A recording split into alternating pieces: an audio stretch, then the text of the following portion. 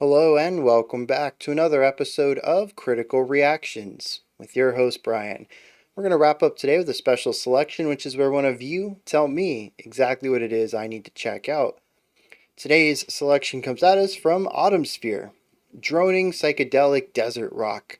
A while ago, you listened to the 30-minute song of not much but feedback. However, with grander subtleties, this is what they would become. So we're going to be checking out Earth once again. Last time we checked out the song Gold and Faceted, I believe, and it was 30 minutes of drone. One sound, primarily. This time, it seems we might have a little bit more subtlety to the drone and maybe a little bit more something to talk about. I don't know.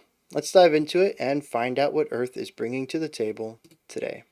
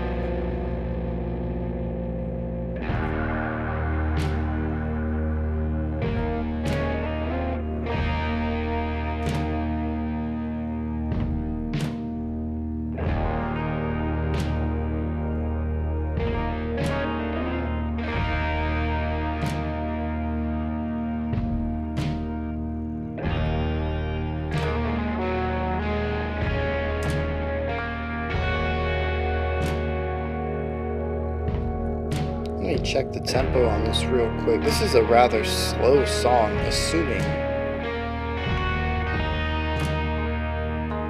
that's our tempo.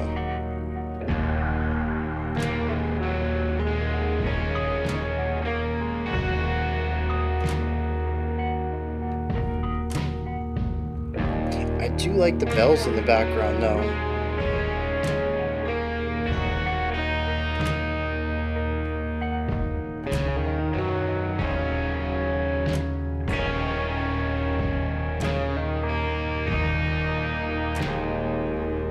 Looks like we're about a 41-42. Definitely a slower track.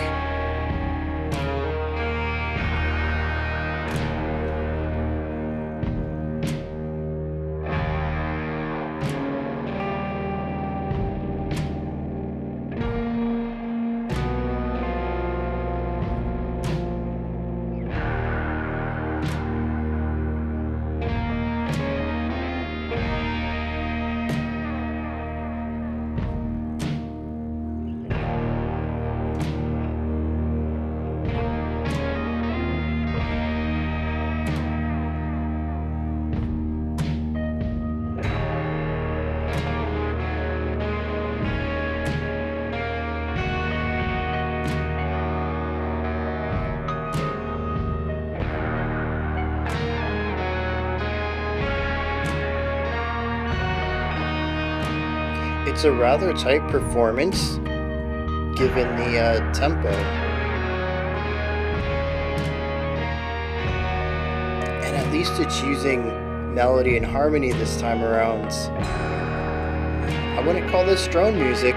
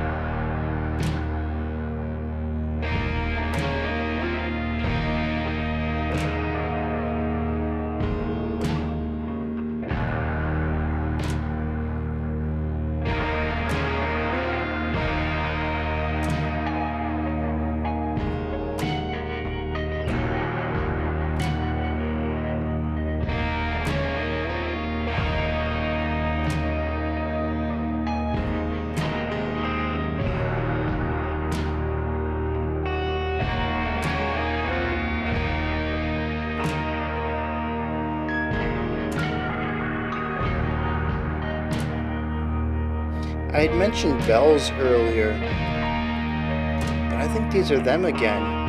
And it's just harmonics on a guitar with a lot of effects on it. Really pulling the percussive element out of that playing style.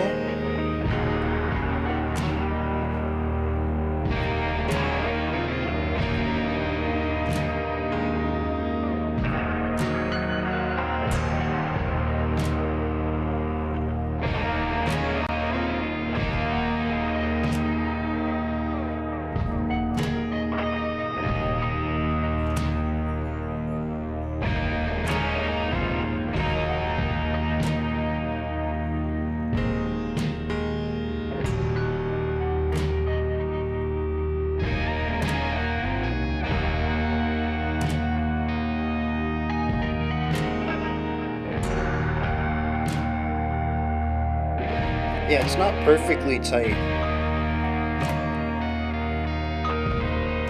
Just like right there. There's a bit of a rough, muddy playing, but still tighter than I would expect.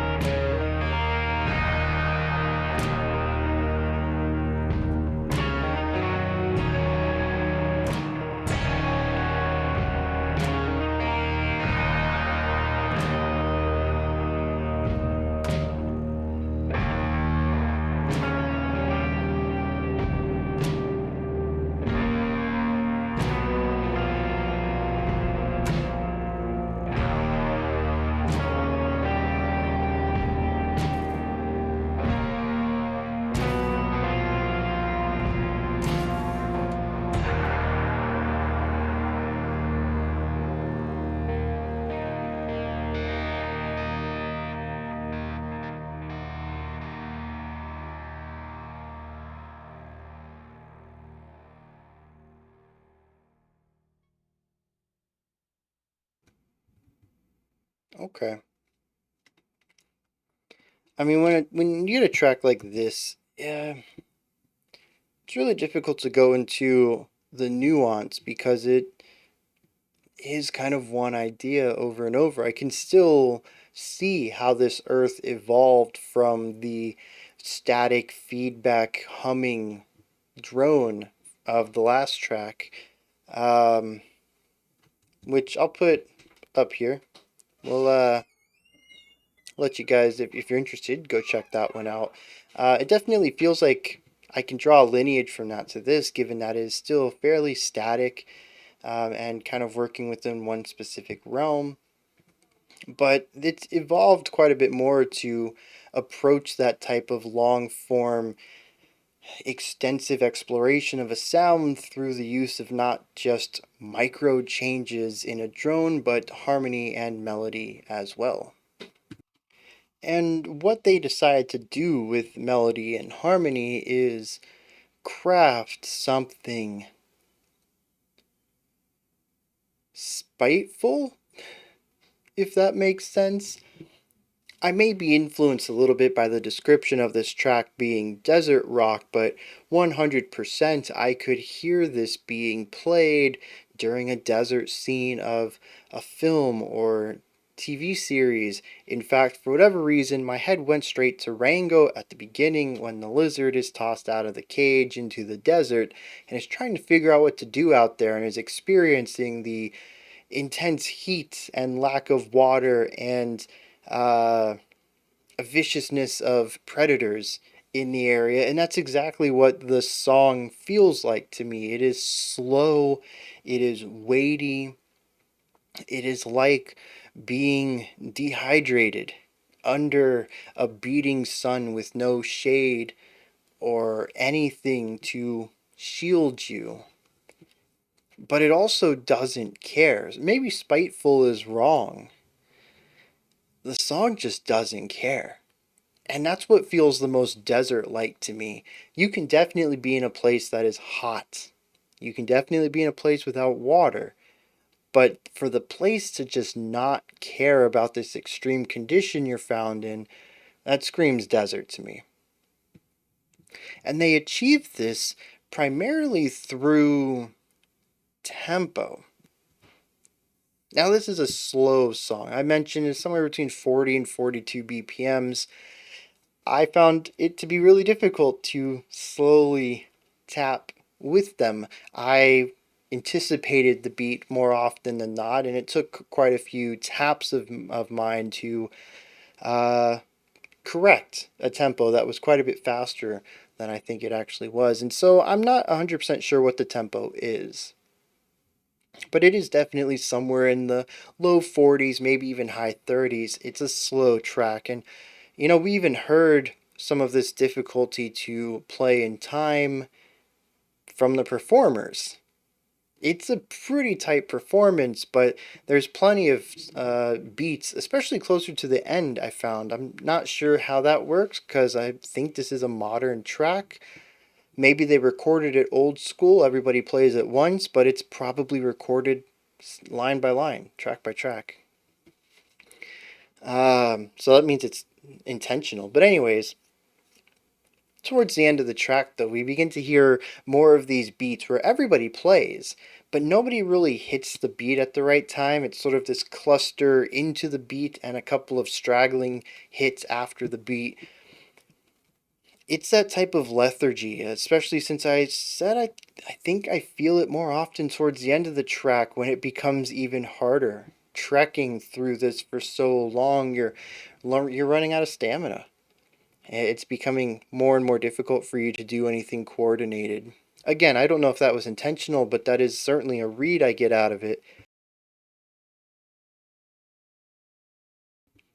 As we get further into this point though with this slow tempo, we have these beats where everybody plays, and for the most part it's the downbeat of a bar depending on how you're counting it. Actually, it's the downbeat of any bar. Um, but you can feel it in both that low 40 or an 80, mid 80ish. Um, and it's this weight at the beginning of every phrase though. Vroom. And it's kind of like that too, as the notes kind of you have the stragglers both before and after the beat, and then you have the cluster at the middle. You don't really get a strong point of the specific downbeat. It's sort of a ruh. You get a lead in, you get this big moment in the middle, and then a fade out, a couple stragglers coming in there. Um, and it's just, this is the lethargy, the weight of the song. This is the slow plodding towards nothingness, just a vastness of sand. And it all comes down to that tempo. If this were sped up, it would still have that lethargy to it. It would still have a little bit of the weight, but it would have push to it. It would have momentum. This drags. This is the end of a journey, not the beginning. And I just saw that the track is called Carrion Crows. And I'm pretty sure those are whatever type of bird it is or animal that eats dead animals. They eat the leftovers, like vultures. They let the predators do the hunt. The predators get the first bite, and then whatever's left over, your scavengers. Is that what they are? I think that's the type of animal will come in. And that's what a carrion crow is. It's the end. It's the end of the meal. They get the scraps, and that's what this feels like. It's the end of the journey. It's not a good end. You haven't accomplished anything. You haven't finished anything. You can't carry on. It's just too exerting. And I think the fact that we have that ritardando at the end of the track and the song just kind of peters out rather than finding a proper ending just talks to that read of it even stronger. There are some.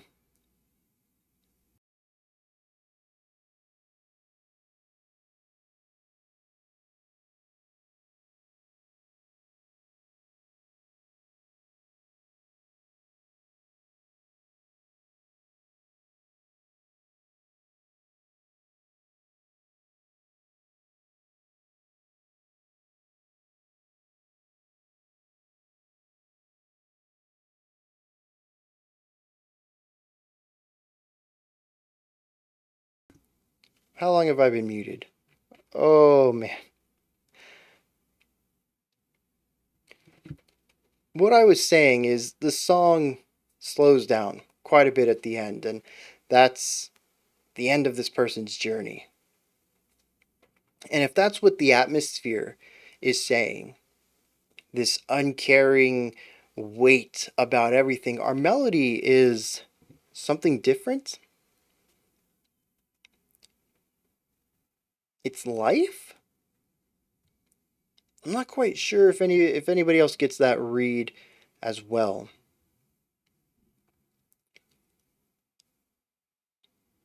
The two guitars play a couple of different things throughout here. It's as far as my ear could tell, not all of it was the same, but a lot of it was based off of the same ideas, maybe changing up a quarter of it and creating a little bit of variety that way. It's the subtleties that our requester had mentioned. I don't remember who requested. Was that Terranecla? No, it was Autumn Sphere. Yeah, the grandeur subtleties. That's that's exactly it. It's the little changes. It sounds similar, but is it one to one? I don't think so. I think a lot of this is taking one riff, playing it a couple times, but changing one note in it.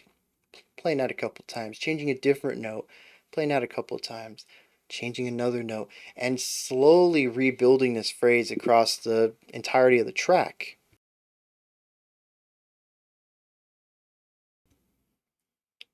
There are two guitar parts that are on the lower end that help support the atmosphere of the track.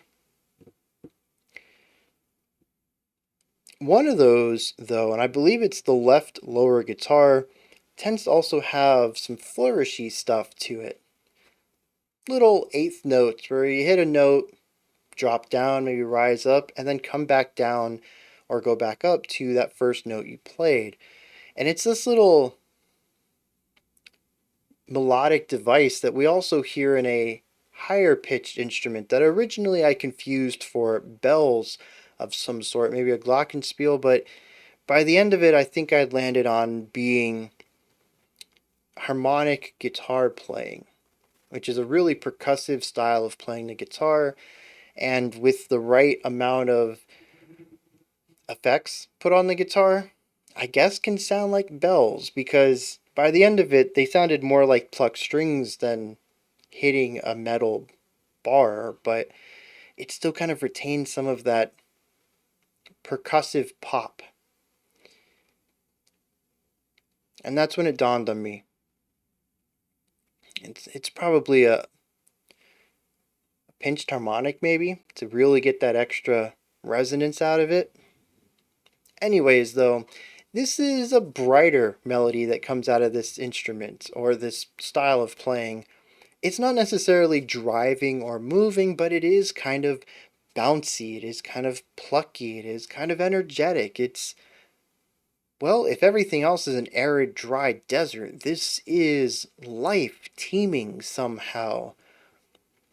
I don't know what it's supposed to represent. It could be the crows themselves finding a way to live in such harsh environments.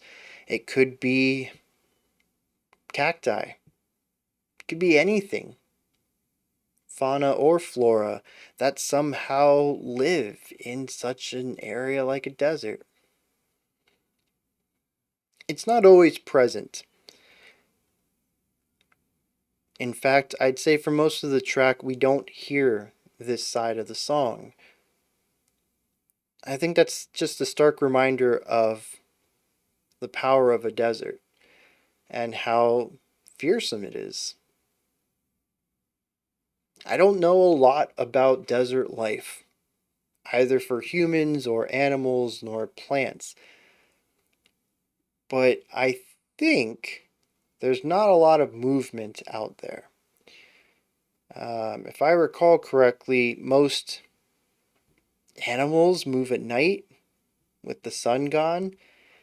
So during the day, it's just kind of a still wasteland. The life is present when it's best to move.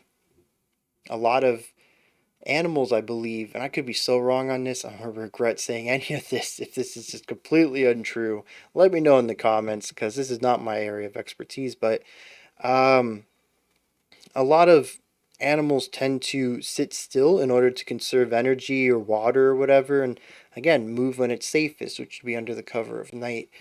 And that might lead to the sparsity of the brighter melody here.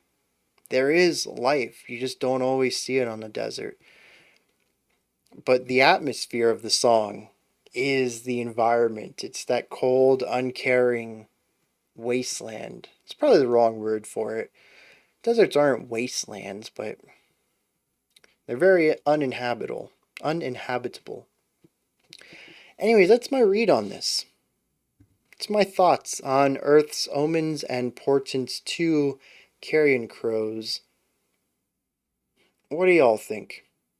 Give me your opinions, perspectives, thoughts down in the comment section. If you want to correct me on any of that desert stuff, please go ahead. I was trying my best to connect what I heard in the music to my very limited knowledge of that ecosystem. I could be very wrong. Above that, in the description box, you find a link to Linktree. It takes you here. You can find my music, ways to support the channel, link to the Discord server, and so much more. Above that, if you could, like, subscribe, and ring the bell. I greatly appreciate all three.